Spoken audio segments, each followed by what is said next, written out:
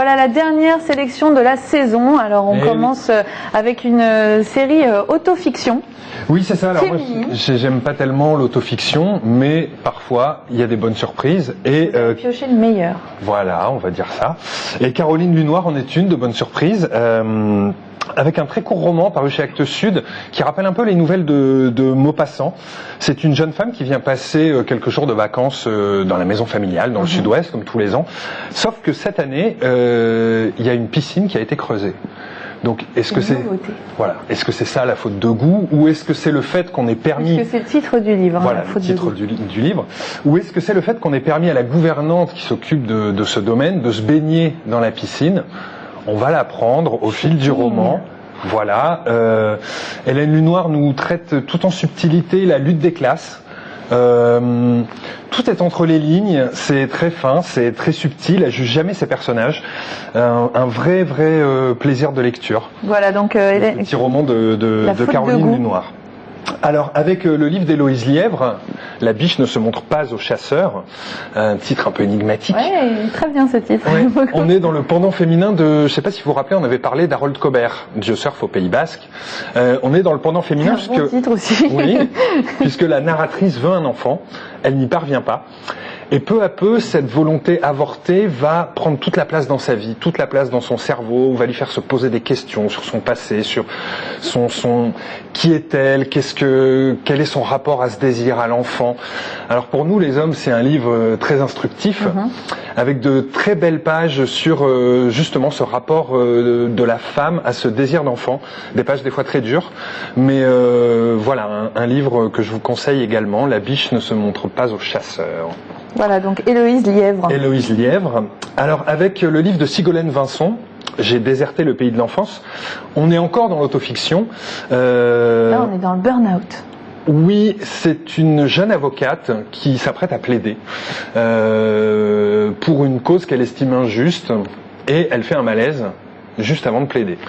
Et à partir de là, elle va se poser une question sur son idéalisme, parce qu'elle était entrée dans le métier par idéal pour défendre les opprimés. Donc elle va se poser des questions sur son rapport à son métier. Et puis, ce métier était un rêve d'enfance, donc elle va s'interroger sur son enfance. Ça va la ramener à Djibouti, puisqu'elle a grandi à Djibouti. Donc on a de très belles pages sur Djibouti, sur Arthur Rimbaud. Ses parents aussi. Sur ses parents, et l'idéalisme de ses parents, dont elle a peut-être hérité. Et un livre très poétique et très âpre parfois sur l'abandon de ses rêves d'enfant. C'est une forme de renaissance ?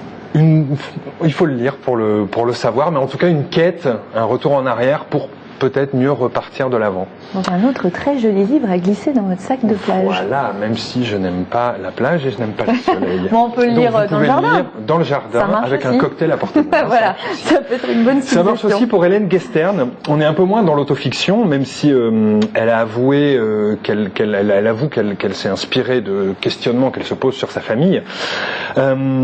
C'est une femme qui va s'interroger sur sa mère qu'elle a perdue à 3 ans, et à partir d'un indice qui est une photo. Elle va passer une petite annonce et elle va dire, il y a une photo de sa mère avec un homme à côté, elle ne sait pas qui est cet homme, elle va dire, si quelqu'un connaît cet homme, est-ce que vous pouvez m'aider? Et à partir de là, mystère. Voilà, va se nouer une relation épistolaire entre elle et un homme dont l'homme sur la photo est le père. Et tous les deux vont découvrir des choses sur leurs familles respectives, leurs parents respectifs, remonter le fil. Il y a d'autres photos qu'on découvre au fur et à mesure. C'est très très bien construit. C'est un vrai plaisir de lecture. Et c'est un livre non pas sur le passé, mais sur ce que notre rapport à notre propre passé fait de nous. C'est très prenant.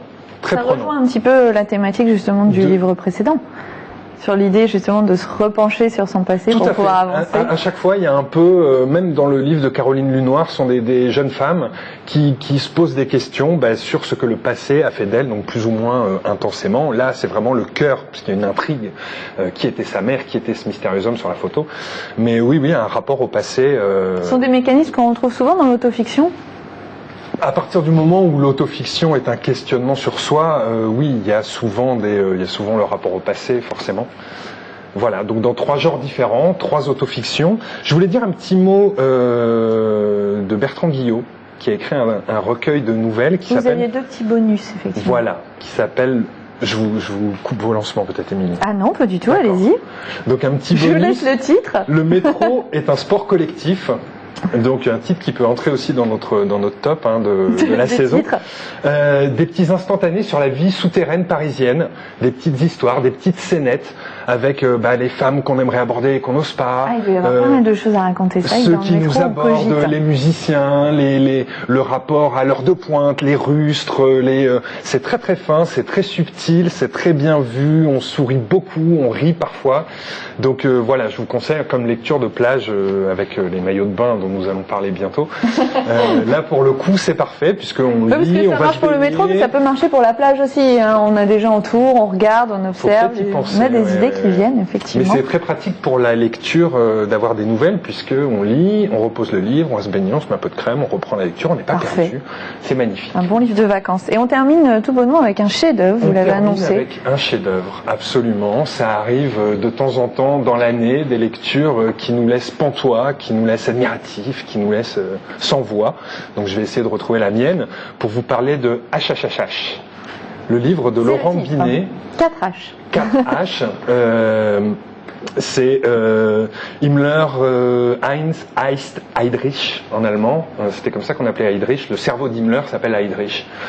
Donc Laurent Binet a écrit ce livre en 2010. Enfin, le livre est sorti en 2010. Il a eu le Goncourt des lycéens. Il est sorti en poche l'an dernier.